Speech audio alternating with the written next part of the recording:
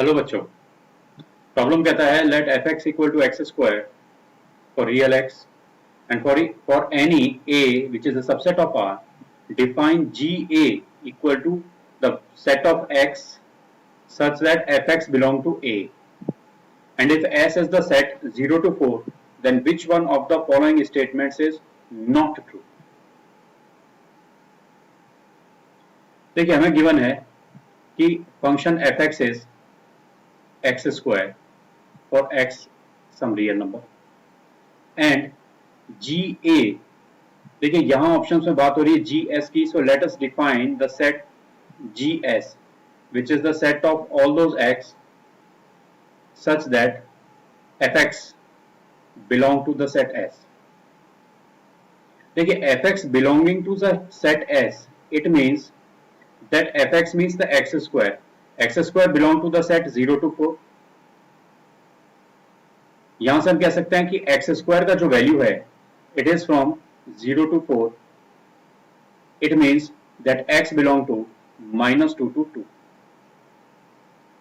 So therefore the GS set is -2 to +2.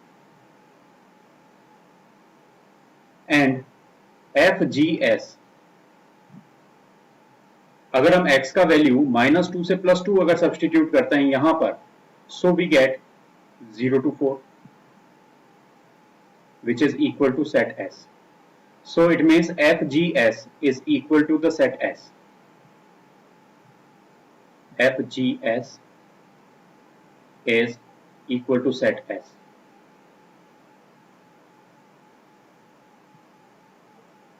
And FS set is means अगर हम input में x का value 0 to 4 अगर substitute कर दें यहां पर, so it becomes 0 to 16. So the FS set is 0 to 16. It means that f of GS,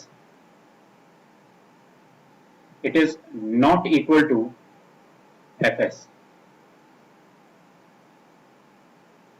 So option 1 and option 2 ये दो स्टेटमेंट्स ट्रू स्टेटमेंट्स हैं.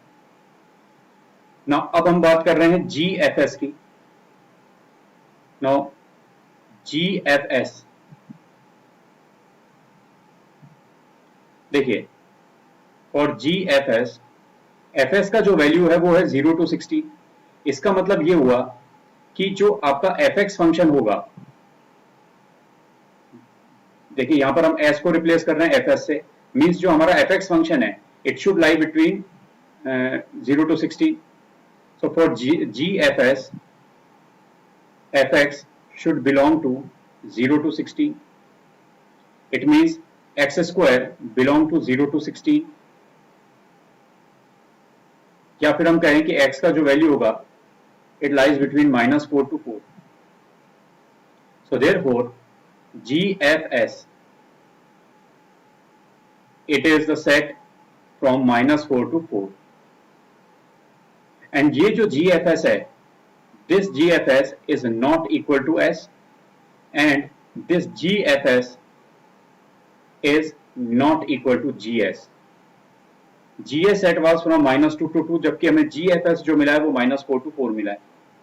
तो अगर हम यहां से देखें तो GFS is not equal to S means the statement 4 is correct statement, and GFS is not equal to GS, it means the statement 3 is the false statement.